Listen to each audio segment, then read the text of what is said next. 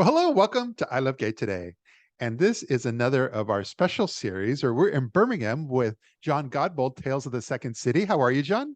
I'm really good, thank you. I'm enjoying the sun. I've been out in the garden all morning reading and sweeping up from barbecue last night. As you Really should cool. on a nice Sunday. Yeah, it is. It's very nice actually. And we are here with his friends and Birmingham personalities, Owen Edmunds and his mother, Helen. How are you both? We're doing well, all the way from sunny Birmingham and, well, Warwickshire, really. We'll just get that little bit in as well there. Warwickshire. I'm going to have to do some studying on a map, but I do know, and we'll come back to this later, but I do know you're very close to the whole world of Shakespeare's Stratford and so forth. Oh, and definitely. We really definitely. are. We don't look that old, but we were good friends of him. We used to drink together a lot. So no, I love that. I love that John has nicknamed you both the Pride Chasers. And but yeah, just John, you guys just go for it. Tell us a little bit all about yourselves. Well, guys, I love the fact that this morning I actually had to message Owen and say, Owen, I don't know your mum's name. I just know her as Owen's mum. That's what everybody knows me as. That's all I am to everybody. Yeah, oh no, you're far more than that. You're brilliant personalities on the Birmingham gay scene. I love bumping into you. You're always so much fun and good company. But how long have you been going out together? Going out together. Going out together. Oh, it's one of those shows. So so I actually came out in 2017. It was a long story. We were on a cruise at the time, and I'd met somebody online. We were chatting, and we were quite old-fashioned, so we used to write letters. And we got back. That was end of September, and there was a stack of letters waiting. And somebody's there saying, well, who's this person? And I said, I think it's time we need to go for a little walk around the village. And that was it. So we went for a walk, and I said, well, I've got to tell you, I think I'm gay. And that was it. That was it. So we, I think, as you can imagine, it was such a huge shock because we didn't realise that he was dressing up and masquerading and trying on everybody's clothes. And oh, definitely. Since he was about 5. And I do look better in some people's clothes than others. Clearly. But yes, so since then, we did our first Pride in 2018, and that was Blackpool, wasn't it? Yeah, Blackpool. yeah. Fabulous Pride. And then that's it. So we've done as many as we can together since 2018. So do you have any idea how many Prides you've done?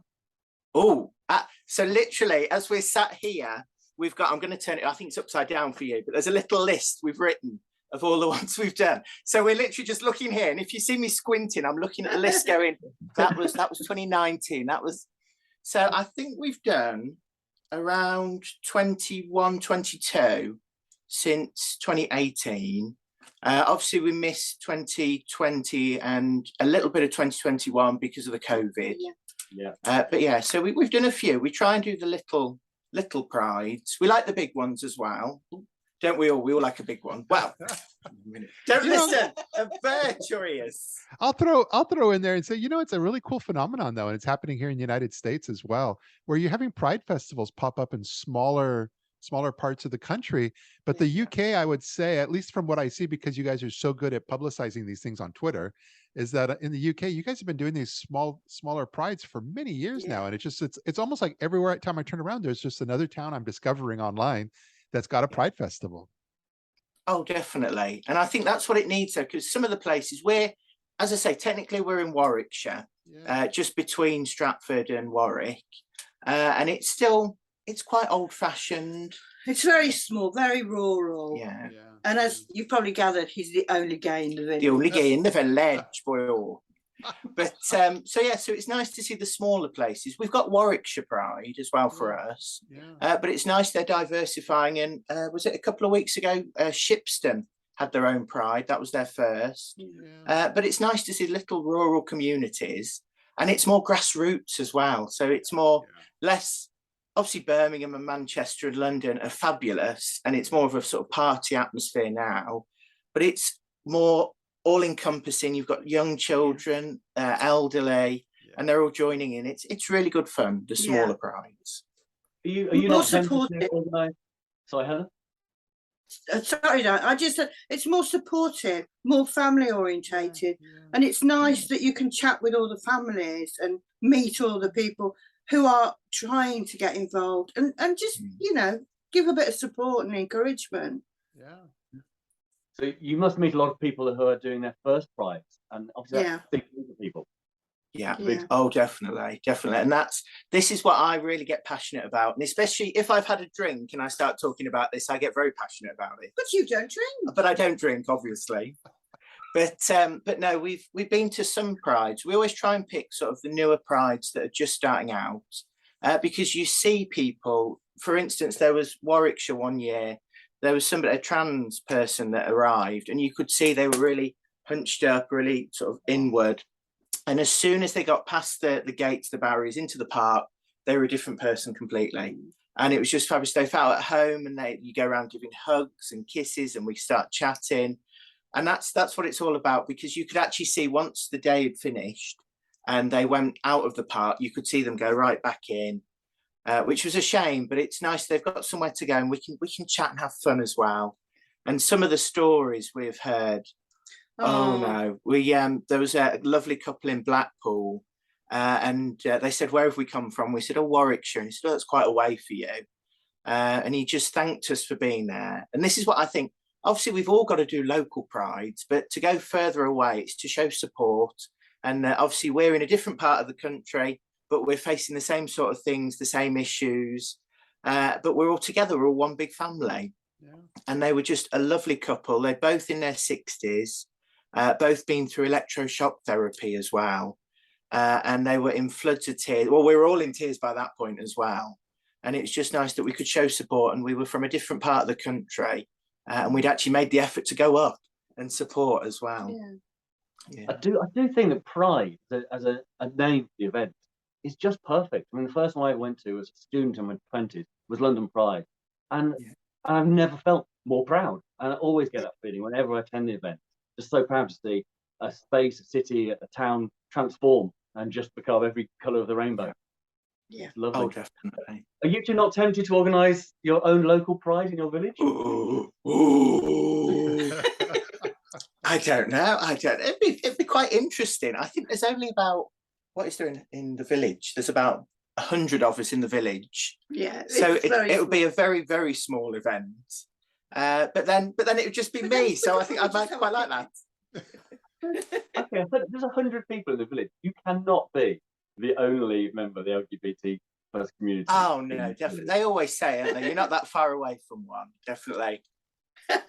That's what's grinders for, isn't it? You must keep the grinder on and go, hang on. 200 meters away. I know you. Hang on. So you've done what, over 20 prides? You must have seen Sonia more than anybody else in the world. Oh, definitely. Sonia, we have seen in Blackpool, we've seen her in Reading, we've seen her in Oxford, Wigan, Oxford, quite a few. And somebody else we always see is Sandra from Gogglebox. Oh, yeah. Yeah. And she is everywhere. Literally. She's the one that charges a £5 for a selfie, isn't she? That's it. And she's got a bag of rings as well. Yeah, I think I've paid her a £5 for a selfie. I've got one somewhere. Birmingham Pride. Definitely. I'm going to start charging £10 for a picture with me and things like that instead. You should do. You should do. So, what's been your favourite Pride events that you've done? So we had a difference of opinion this morning. We had a big difference of opinion. Somebody has got a favourite, as you might be able to tell. I think you can can't see it. Lift Mine is them up. Blackpool. Lift them up. Yeah, lift them up. Lift them up. Lift them up. Come on. Mine is Blackpool for the simple fact that it is so deprived and so poor up there, and the people You snob. They just want people to come and appreciate what they do up there. It's absolutely marvellous. We've been to Blackpool a few times now, and since a certain pub from Birmingham moved up there. Oh yeah, Sherlock's. Cal and Gary have really supported the last couple of events up there, and it's been brilliant, hasn't it? Yeah. We've met so many people, and it's just been absolutely marvellous, it's isn't fabulous. it? It's fabulous. But I think my favourite, there's Stockport just outside Manchester, and I absolutely love Stockport. We went the first time was it was 2018. I think it was our second ever Pride we did together.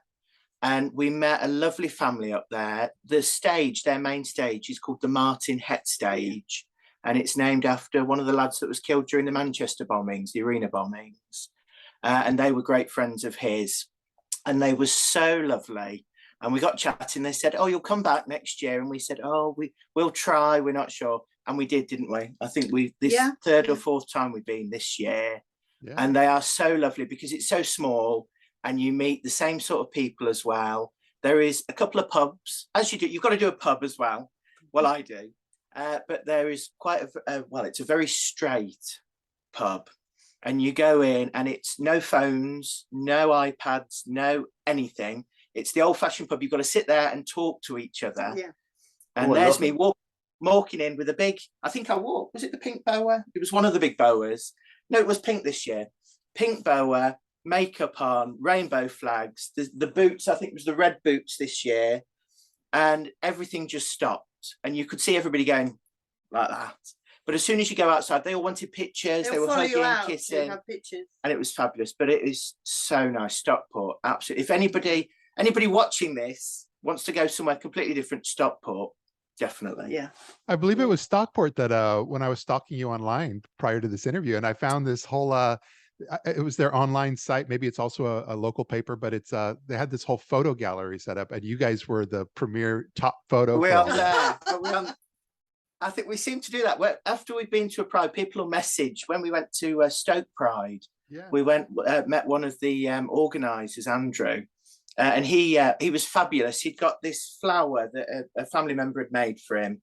And it was felt, I think. Yeah. And it had just got one penis hanging out with a pierced end as well. So I said, "Oh, could I stroke your penis?" As you do. I don't know if we're allowed to say this on this sort of channel. Can we say penis? I've said it about 6 times now. So there we go. I'll just get it in again anyway. But yeah, so and he was fabulous, and he messaged straight afterwards, and he said, "I think some of the pictures are going into the newspaper. If I can get a copy, would you like some?" Yeah. And he did, and he sent us the copies. We're in the newspaper there. Warwickshire Pride as well. I think if you look on their headline banner, we're on there as well. Yeah. So it's good fun. It's good fun. I've got quite a big head after all this. Not this head. I can see John going red at the bottom there. He's going very red, thinking about my head now. That's it. Oh, you guys. Owen, when I was chatting to you about a month ago, you were telling me that when you first came on the scene together, you actually had quite long hair, which often led to confusion. Yeah. So when I had an accident, I was in a bus crash 12 years ago now. And it was coming back from school. I was 16 at the time. So it should have been the time when you're experimenting and do this, that, and the other. And I was a real geek at school. You'd never believe it, but I'd got my blazer done up. I'd got all my badges and everything, school monitor, librarian, all those sorts of things. And it was a school bus, and we were hit head on by a car. Both drivers were killed, and I was knocked unconscious for 12 days. But I woke up, they were taking the stitching out the face for the first time. They've restitched this 4 times. So I've had 2 free facelifts where they've sort of tucked everything back in. I still look about 40, which I'm not happy about, even though I'm only 21 for the 8th time. It'll be the 9th time in September. But yeah, so I grew with all the scarring here. There's all sort of, they've buffed up the sides. So I grew my hair really long to cover it. I'm not sure if you can see, there's a picture just above in the background with Joan Collins. I've got to get it in somewhere. And it's got quite long hair on the side. So it was quite long hair. And wherever we went, everybody thought we were a lesbian couple. What, you and Joan Collins? Me and Joan Collins, of course, darling, of course. And then this one comes along as well. But now, and you've got quite long hair as well, because this is fairly recent. This is the butch lesbian look that she's going for. This is my lockdown hair. Butch lesbian look. And so we used to go out to the theatre, and we used to go out shopping. We'd go out here, there, Believe it or not, he was really shy. he was quite introverted for quite a long time. You'd never believe it. And it took quite a long time for him to get his confidence back. Oh, definitely. And so we used to spend a lot of time together. Yeah, and we'd go into restaurants and shops, and people would come over and say, "Oh, hello, ladies. How can I help you?" Or "What would you like, ladies?" Or "Are you having a nice day, ladies?" And that sort of thing. So yeah, everywhere we went, they thought we were a couple. And so in 2014, there was a programme on BBC Three called Sweat the Small Stuff, and it was hosted by Nick Grimshaw. And he used to have this little segment on the show where he'd get guests on, and they'd call it the sweat box. And it would be little things that annoyed you in life. So your boyfriend was cheating on you, you bought the wrong size shoes on Amazon, you didn't know what to do with them, or some rubbish like that. And so I said, maybe we should do this as a bit of a laugh. We'll go on and say the thing that really annoys us is that we're a lesbian couple.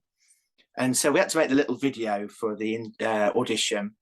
And one of the girls got back to us straight away, and she said, "Nick's seen the video. He absolutely loves you, wants you on." And so that was it. So I think it was about a week later, we were going down to Elstree and Boreham Wood, and we had to pick up. We got the train tickets down to London, and then we had to pick up tickets from London to Boreham Wood. And this lovely lady at the station, she gave us the ticket. She kept staring at us. And she sort of moved in closer, and she said, "I just want to say, it's so nice to see your kind out and about together." And so I just looked and I just said, "Thank you very much," and walked off. And so we went on the show, and it was a good show. It was the guests at the time. There was Nick was hosting. It was Rita Ora, Example, Ramesh Ranganathan, the Welsh comedian Ellis Jones, and yeah, there were the group. So yeah, so we had to go in and say, "Hi Nick, I'm Owen. This is Helen, and this is my mother." And wherever we go, our sweat is people think we're a lesbian couple, and then the judges had to decide what we should do about it and give us advice. So I think, was it Ramesh? I think wasn't very helpful, and he said, "Well, just walk down with your flies open, and everyone can see you're a man. Just let it all hang out." And then the other one, I think Ellis said about cut your hair. Cut your hair, and it doesn't matter because you can get your laundry done and all that for free. Just stay with your mum, and that was it. So that was the very helpful advice. But yeah, so and for months afterwards, everybody came up to us, and we were in London, and people would go, "Lesbians, sweat the small stuff," and things like that. And of course, everybody'd stop and look then, and that was it. So that's why since then we sort of stuck together, and we do a lot of things together. We do a lot of cruising. Hang on a minute. On the sea, on ship cruising, not on street corners. That's at the weekend normally, on a Saturday. They call me Gladys. But yeah, so yeah, we do a lot of things together, and so a couple of people have remembered us for back in 2014 from Sweat the Small Stuff. But now we get on with it, and of course we go down the village and Her Street and Missing, and every time I go alone now, the first thing everybody says, "How's your mum? Don't bother about me. How's your mum?" I love this. Hey, switching gears a little bit as we kind of wind down, one of the parts that I referred to in the beginning, I love the fact that you do walking tours and daily town walks there in the, because you're in Shakespeare country. That's it. Yeah, it's called Stratford Town Walk. Yeah. And there are 12 of us all together. And we do a daily walk, so we're on a rota, and we do a 2-hour tour around the town. So we take people, we show them the theatre, we show them Shakespeare's birthplace, the church where he's buried as well. Wow. And yeah, we generally talk about the town and sort of its history. Yeah. So it is really good. Originally, somebody said to me, that was seven years ago, somebody said, "Do you fancy doing tours in Stratford?" And I said, "Oh my goodness, no." We had to study King Lear at school, and I absolutely hated it. And there was a fish and chip shop round the corner from my school, and usually I'd sneak out the lessons, and I'd be in there. I shouldn't be saying this, should I, on here, in case any of my old teachers are watching? But I used to. I'd be a bit worried though if they were watching anyway. But yeah, so I didn't like Shakespeare at all. So somebody said go and meet the bosses at the time, and that was it. So I went round and I absolutely love it. So we talk more about the man than his plays. I do love the plays anyway. But Stratford isn't just Shakespeare. There are so many other things. The Teletubbies, they came from Stratford as well. Wow. And my favourite character is a lady called Marie Corelli. And she was the most famous Victorian author that nobody's ever heard of. And she was actually worth more. She was born in 1855, died in 1924. But she was worth more and sold more than Rudyard Kipling, H.G. Wells, Arthur Conan Doyle put together. She created the world's first official bestseller called A Romance of Two Worlds. Yeah, and she was a lesbian. Well, I shouldn't officially say that, but she had a partner called Bertha van der Weiver, and they used to dress like 19-year-old girls with long dresses, big hats, feathers, furs, because she wanted people to believe her romance novels were being written by a teenage girl in love. And she used to dress like that up until her death at the age of 69 as well. Yeah. Then again, that's going to be me. That'll be me. I'll be dressed up like this in my frocks as a teenage girl with my frocks and my heels on, going to Prides when I'm 98 or something like that. Oh, this is great because I travel a lot, and I'm actually going to be in Birmingham, popping up from London next month. So. Come over. I know. I'm going to try to work it out with my husband because he would not want me to go on a tour like that without him. So he's going to be with me, and so we got to figure out if we can make that work. Oh, yeah. Definitely, and we might invite Jon as well. Yes, maybe, exactly. Maybe. He might be allowed. He might be allowed. Well, Jon, did you have anything else before we wrap up? Well, only one last question, really. Considering you are the Pride chasers, why aren't you both in Brighton this weekend? It's Brighton Pride. We were looking at it. There are a few other prides as well. I think Belper in Derbyshire was Saturday, and there's a few others. But unfortunately, I've got to do this annoying thing. I've got to do some work occasionally. So we're not anywhere this weekend, but we've still got Birmingham. We're going to Birmingham Pride. We're doing Manchester Pride, and we've got our own Warwickshire on the 20th of August as well. Wow. So at the minute we're up to, I think we're 1, 2, 3, 4, 5. We've done 6 so far this year. So we've got another 3 to go. And I think we need 1 more just to round it up to the 10th this year. Definitely. Fabulous. But also the annoying thing at the moment is the Commonwealth Games. And we have the whole of the area is closed off for the cycle racing. So we can't actually travel out of the area. We can't get out of the area. It's nice to watch everybody in their lycra, obviously. Yeah. and the diving is just fabulous. I don't know what's going on with the diving, how they score it, but I've got my own way of scoring that. Yeah, all I've watched so far is the men's gymnastics. Sounds familiar. I've lost my fan as well now. That's the problem. You guys.